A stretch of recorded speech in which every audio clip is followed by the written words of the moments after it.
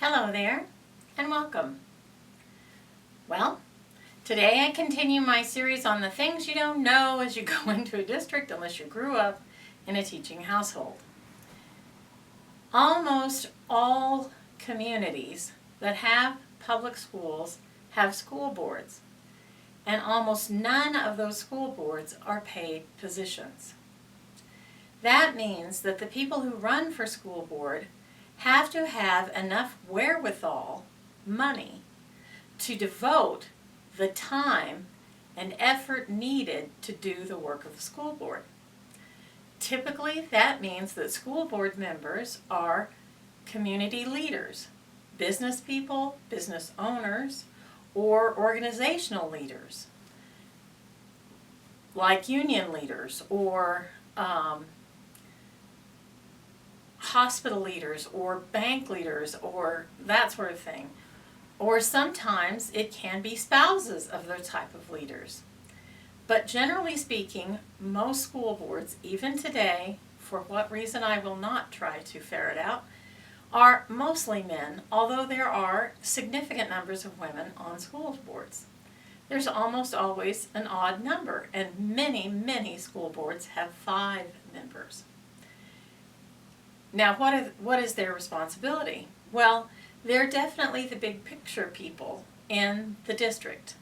They have to make very important decisions about the district, and they almost always are involved in hiring key personnel, most especially the superintendent.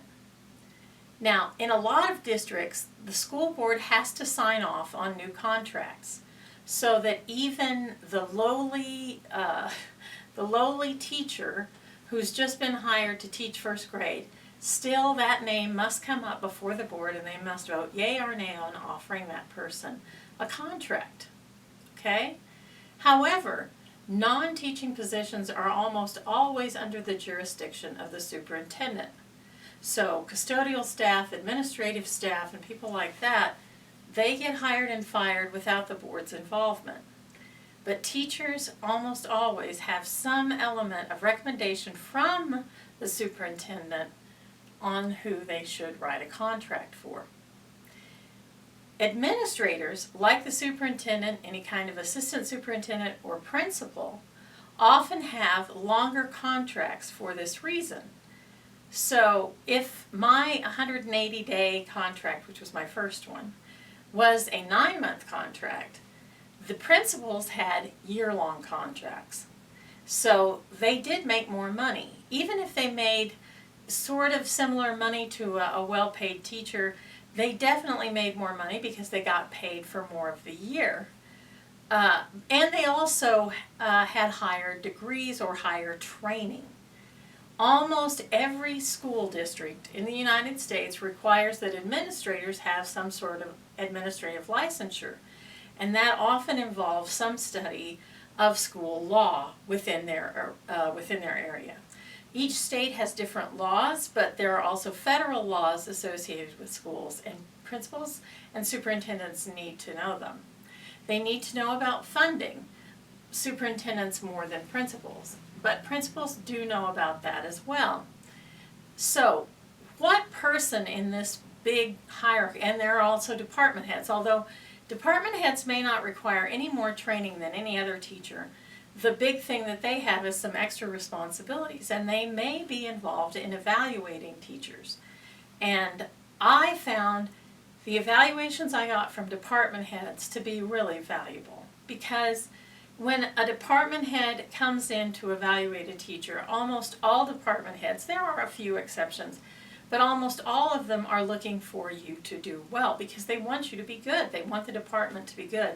And more importantly, they know the material, which is useful when you're getting evaluated about how you're presenting material, because the principal may or may not have training in your particular subject area.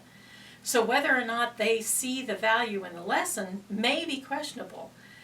Principals typically are looking for things like professional bearing and organizational structure and classroom discipline, that kind of thing.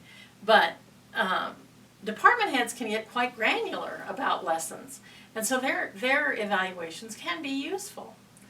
They also can suggest that you get a video of your teaching. They will sometimes offer to take videos of your teaching. Grab onto that if you can. You'll be surprised. Look, I hate seeing myself on video, okay? I wish I were younger and more gorgeous.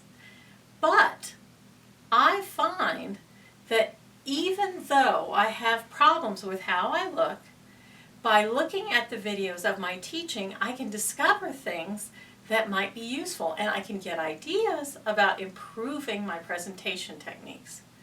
I'll tell you a story about that probably on Friday, because that first videotape I had of my teaching was enlightening. Like, really enlightening. So, that's the hierarchy. Generally speaking, people want good teachers. They may have mixed feelings about great teachers, and they definitely don't want bad teachers. They want good to very good teachers. And that is often a beautiful thing. It can help you because really, once you get hired into a system, they're very interested in you being good at what you do. You can struggle with it. There are times you can struggle with it. But the reality is almost everybody who's going to evaluate you is going to want you to be good at your job. It's important to keep that in mind because there are going to be personalities that you're going to deal with, and there are going to be some conflicts you're going to have to face. That's bound to happen to almost every teacher.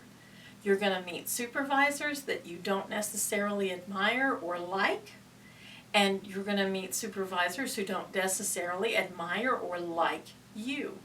But that is not the issue when you're being evaluated. The issue when you're being evaluated is whether or not you are getting the mission done. That's what really matters, is getting the mission done. Teaching students. That's the job. And personal feelings aside, if you're getting that job done, then you're probably going to be wanted, even if the principal finds you personally horrifying. Yes, I have stories to tell. So, it's important to remember one other thing.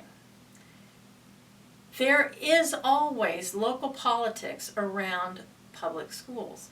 That's the nature of the world, especially in public schools. You mustn't get too caught up in local politics if you want to stay out of the fire. Because most school boards are going to side more conservatively, and most school boards are going to side with the status quo. So if you're a fiery political type, you're going to have a rough time of it as a teacher. Just be forewarned about that. Tomorrow I'm going to give you some specific advice about dealing with your first evaluation or any evaluation, and the way to respond sometimes if you feel like there's been any unfairness in that evaluation. That's it for today. I hope you have a glorious rest of the day, and I hope you see me again, you gorgeous people.